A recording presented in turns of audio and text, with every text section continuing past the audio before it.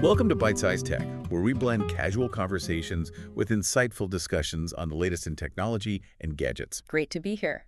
So today we're doing a bit of a deep dive into some recent tech news highlights, just kind of a snapshot of what's buzzing right now. Yeah, it's a good mix. Some really interesting stories popping up lately. Absolutely. Okay, let's get right into it. The first thing that jumped out was this story about Theseus, the defense tech startup. Oh, yeah, the drone story. That one's pretty wild. Right. So 3 founders, they build this drone at a hackathon, apparently super cheap but impressive. Mm. And then just a simple tweet about it goes viral. Mm. And suddenly they're like in Y Combinator and getting deals with U.S. Special Forces. It's incredible, isn't it? It really shows you how sharing stuff online can just bypass everything else. Totally. Like no traditional funding route, just boom, put it out there, people see it, opportunity knocks. It's kind of the power of the internet in action, really. Yeah, the ultimate right tweet, right time scenario. Wild. Okay, so shifting gears to the big players. OpenAI, you flagged their new API option, Flex. What's the lowdown there? Right, Flex.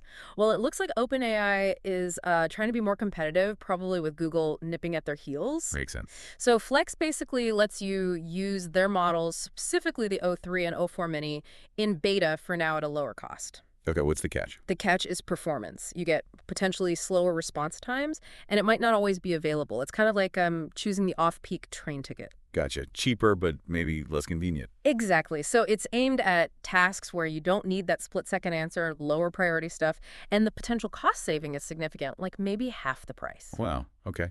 That could make a big difference for certain uses. Definitely. And there was something else with OpenAI. Oh, the ID verification for developers using O3. Yeah, that's another angle. They're adding a requirement for ID verification for developers in tiers 1 to 3 if they want to use the O3 model. Why do you think they're doing that? It's likely about responsible AI use, maybe trying to get a better handle on who's building with their most powerful models, possibly to, prevent misuse or just understand the landscape better. Interesting. Adds a layer of control, I guess. Seems like it. Okay, so moving away from AI for a sec, but still on global tech, you mentioned the Chinese shopping apps. Yeah. Like Taobao, DHgate. Still popular in the U.S. despite tariffs. Yeah, that's a fascinating point. It really shows that, well, tariffs or no tariffs, American consumers still have a huge appetite for affordable goods. Right. Price wins out. Pretty much. The variety and the cost on those platforms are just really compelling. It kind of makes you question how effective tariffs are when the demand is just that strong, Consumer behavior finds a way. The wallet speaks loudest, huh? Okay, back to AI, but a different focus. Safety. There's a new fund. Yes, the Safe Artificial Intelligence Fund. It's launched by Jeff Ralston, who used to be at Y Combinator. Okay, so a known name. Definitely. And the fund's whole mission is investing in startups focused purely on AI safety, security, and responsible deployment. That sounds really important right now. It is. And they've explicitly said they won't back companies working on autonomous weapons. So it's a clear ethical stance. Good to see that focus. It shows that people in the investment world are thinking hard about the how and why, not just the what. Precisely. It's about steering innovation responsibly. Okay, and speaking of applying AI to tricky problems, hence AI, using it for geopolitical risk. Yeah, hence AI. That's a really interesting application. They're using AI to scan thousands of sources, news, reports, whatever, to give businesses tailored daily briefings on geopolitical risks. Wow. So automating that kind of intelligence gathering. Exactly. Helping companies navigate this, increasingly complex and volatile world. It's a smart use of AI for a really tough business challenge. Definitely sounds valuable. Okay, circling back to OpenAI again. Talk of acquiring an AI coding startup, Windsurf, for $3 billion. Yeah, that's the report. Windsurf, which used to be called Codium, they make an AI coding assistant. So competing with tools like Cursor. Directly. And the interesting bit is that OpenAI apparently tried to talk to Anysphere, that's the company behind Cursor, at least twice before. Oh, really? Yeah, but those talks didn't work out, so now they seem to be going after Windsurf. It suggests OpenAI sees AI-assisted coding as a really strategic area, and they're determined to get a strong foothold. So if you can't buy one, try the competitor. Makes sense in this race. It's a very competitive space for sure. Okay, now, something that probably affects a lot of everyday users. Yeah. Discord. They're testing age verification, facial scans, IDs. Mm-hmm. Yeah, that one definitely raises some eyebrows. You think? Privacy concerns galore, right? Absolutely. I mean, the goal is understandable, keeping underage users away from sensitive content. That's important.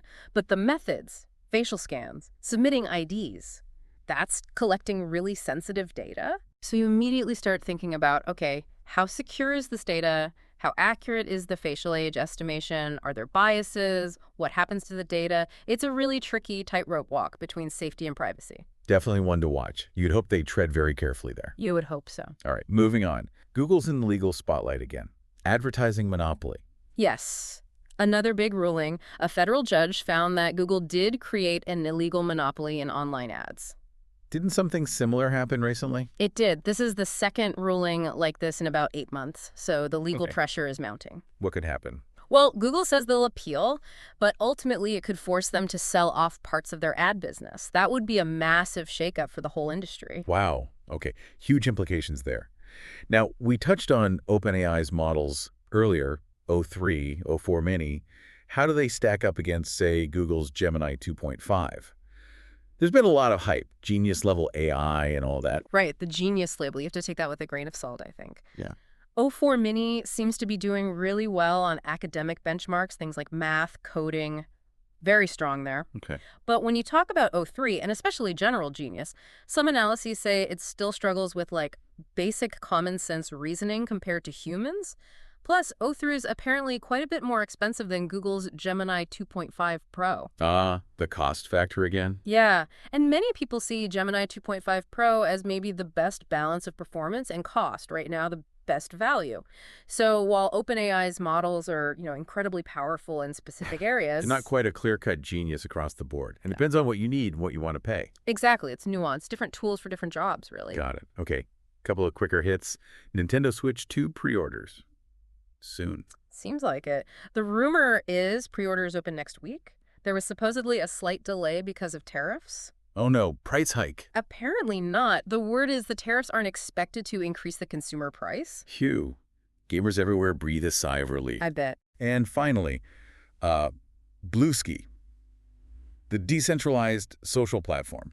Thinking about verification.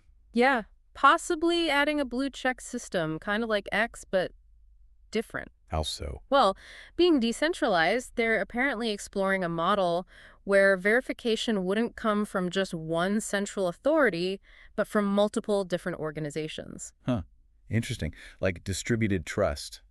Sort of, yeah. Could be a different way to handle identity and credibility online, another approach to watch. Definitely. Wow, okay, that was a whirlwind tour of the tech landscape.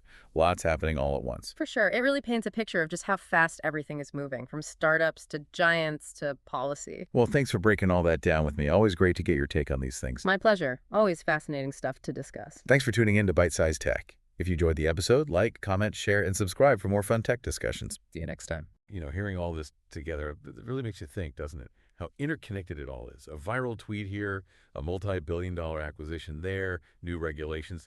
It's all shaping things constantly. Wonder which of these stories resonated most with you folks listening. Let us know.